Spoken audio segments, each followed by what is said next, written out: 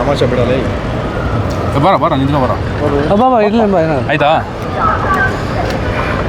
ಸ್ನೇಹಿತರೆ ಎಲ್ರಿಗೂ ನಮಸ್ಕಾರ. ಇವತ್ತು ನಿಮಗೆಲ್ಲ ತಿಳಿದಿರೋ ಹಾಗೆ KSRTC ಆಗಿರ್ಬೋದು, BMTC ಆಗಿರ್ಬೋದು, ಈ ಒಂದು ಸಾರಿಗೆಗಳು ಸಾರ್ವಜನಿಕರಿಗೆ ಸೇವೆ ಕೊಡ್ಲಿಕ್ಕಂತ ಇರುವಂಥದ್ದು, ದುಡ್ಡು ಮಾಡೋಕ್ಕೋ ಅಥವಾ ಸರ್ಕಾರಕ್ಕೆ ರೆವೆನ್ಯೂ ಜನರೇಟ್ ಮಾಡೋಕ್ಕಂತ ಇರೋವಂಥ ಸಂಸ್ಥೆಗಳಲ್ಲ. ಇದು ಎಲ್ಲ ಬಡವರ್ಗದ, ಮಧ್ಯಮ ವರ್ಗದ ಎಲ್ಲ ಕುಟುಂಬಗಳಿಗೆ ಒಂದು ಸೇವೆ ಸಲ್ಲಿಸಬೇಕು ಅನ್ನೋ ಒಂದು ನಿಟ್ಟಿನಲ್ಲಿ ಈ ಒಂದು KSRTC ಆಗಿರ್ಬೋದು, BMTC ಆಗಿರ್ಬೋದು ಮಾಡಿರುವಂಥದ್ದು. ಆದರೆ ಇವತ್ತಿನ ಸರ್ಕಾರಗಳು ಹಾಗೆ ಇದರ ಸಂಬಂಧಪಟ್ಟಂಥ ಮಿನಿಸ್ಟರ್ ರಾಮಲಿಂಗಾರೆಡ್ಡಿ ಅವರಾಗಿರ್ಬೋದು, ಈ ಸಂಬಂಧಪಟ್ಟಂಥ ಅಭಿವೃದ್ಧಿಯ ಪ್ರಾಧಿಕಾರದ ಅಧ್ಯಕ್ಷರಾಗಿರ್ಬೋದು, ಈ ಒಂದು ಫ್ರೀ ಕೊಟ್ಟಿರೋ ಒಂದು ಉದ್ದೇಶದಿಂದ ದುಡ್ಡು ಮಾಡಬೇಕು, ಇದರಲ್ಲಿ ಈ ಒಂದು ಇಲಾಖೆಯಲ್ಲಿ ರೆವೆನ್ಯೂ ಜನರೇಟ್ ಮಾಡಬೇಕು ಅನ್ನೋ ಉದ್ದೇಶದಲ್ಲಿ ಒಂದು ಯುವ ಜನತೆಗೆ ಮಾರಕ ಆಗಿರುವಂತಹ ವಿಮಲ್ ಆಗಿರ್ಬೋದು, ಹಾಗೆ ನಮ್ಮ RMD ಆಗಿರ್ಬೋದು, ಈ ಥರ ಮಾದಕ ವಸ್ತುಗಳ ಜಾಹೀರಾತನ್ನು ಕೊಟ್ಕೊಂಡು ಎಷ್ಟೋ ಯುವಕರನ್ನ ಹಾಳು ಮಾಡ್ತಾ ಇದ್ದಾರೆ. ಇದನ್ನ ಖಂಡಿಸಿ ನಾವು ಯುವ ಕರ್ನಾಟಕ ವೇದಿಕೆ, ರೂಪೇಶ್ ರಾಜಣ್ಣ ಅವರ ಸಂಘಟನೆಯ ಯುವ ಕರ್ನಾಟಕ ವೇದಿಕೆಯವರು ಇವತ್ತು BMTCಯಲ್ಲಿ 4-5 ಬಸ್ಗಳ ಒಂದು ಸ್ಟಿಕ್ಕರ್ಗಳನ್ನ ಕೂಡ ಮೆಜೆಸ್ಟಿಕ್ ಒಳಗಡೆ ಹೋಗಿ ಅರ್ಧಕ್ಕೆ ಬಂದಿದ್ದೀವಿ. ಈಗ ಎಲ್ಲ ಬಸ್ಗಳಲ್ಲೂ ನೋಡ್ತಾ ಇದ್ದೀವಿ. ನಾವು ಕೇಳೋದಿಷ್ಟೇ, ನಿಮಗೆ ನಿಜವಾಗ್ಲೂ ದುಡ್ಡು ಬೇಕೆ ಅಂತ ಹೇಳಿದ್ರೆ ಅಬಕಾರಿ ಇಲಾಖೆ ಎಣ್ಣೆಲಿ ದುಡ್ಡು ಮಾಡ್ತೀರಾ, ಬಾರು, ಬಬ್ಬು, ರೆಸ್ಟೋರೆಂಟು, ಈ ಥರ ಹಲವಾರು ಇಲಾಖೆಗಳಲ್ಲಿ ನೀವೆಲ್ಲರೂ ಸಹ ದುಡ್ಡು ಮಾಡ್ತೀರಾ.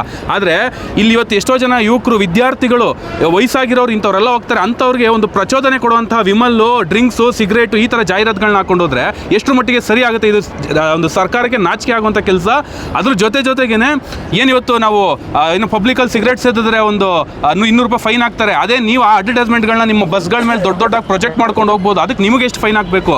ಈ ರೀತಿ ಮಾಡ್ತಾ ಇರೋಂಥ ಸರ್ಕಾರಗಳಿಗೆ ಧಿಕ್ಕಾರ ಹೇಳ್ತಾ 4-5 ಬಸ್ಗಳಲ್ಲಿ ಕಿತ್ತಿದ್ವಿ. ಹಾಗೆ ಇಲ್ಲೊಂದು ಬಸ್ ಇದೆ, ಅದ್ರದ್ದು ಸಹ ತೆರವುಗೊಳಿಸ್ತೀವಿ. ಇವಾಗ ತೆರವುಗೊಳಿಸ್ತೀವಿ. ಅದೇ ರೀತಿ ಮೊದಲನೇದಾಗಿ ಯಾವ ಶಾಲಾ ಸ್ಕೂಲುಗಳಿಂದ 100 ಮೀಟ್ರ್ ಅಡಿ ದೂರದಲ್ಲಿ ತಂಬಾಕು ಮಾರಾಟ ಮಾಡಬೇಕು, ಸಿಗರೇಟ್ ಮಾರಾಟ ಮಾಡಬೇಕು ಅಂತ ಕಾನೂನಿದೆ.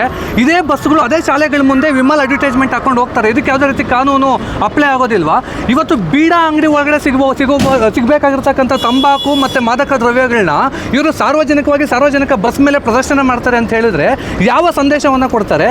ದುಡ್ಡು ಬೇಕು ಅಂತ ಹೇಳಿದ್ರೆ ಏನು ಬೇಕಾದ್ರೂ ಜಾಹೀರಾತನ್ನ ಕೊಡ್ತಾರೆ. ಹಾಗಾದರೆ ಈ ರೀತಿ ಇವತ್ತು ನೀಚ ಮನಸ್ಥಿತಿ ತೋರ್ತಾ ಇರ್ತಕ್ಕಂಥ ಎಲ್ಲ ಅಧಿಕಾರಿಗಳಿಗೆ ಮತ್ತು ರಾಜಕಾರಣಿಗಳಿಗೆ ಧಿಕ್ಕಾರನ್ನು ನಾವು ಕೂಗ್ತಾ ಇವತ್ತು ಎಲ್ಲವನ್ನು ಕಿತ್ತಾಕ್ತಕ್ಕಂಥ ಕೆಲಸವನ್ನು ನಾವೆಲ್ಲ ಯುವ ಕರ್ನಾಟಕ ವೇದಿಕೆ ವತಿಯಿಂದ ನಾವೆಲ್ಲರೂ ಕೂಡ ಮಾಡಿದ್ದೀವಿ.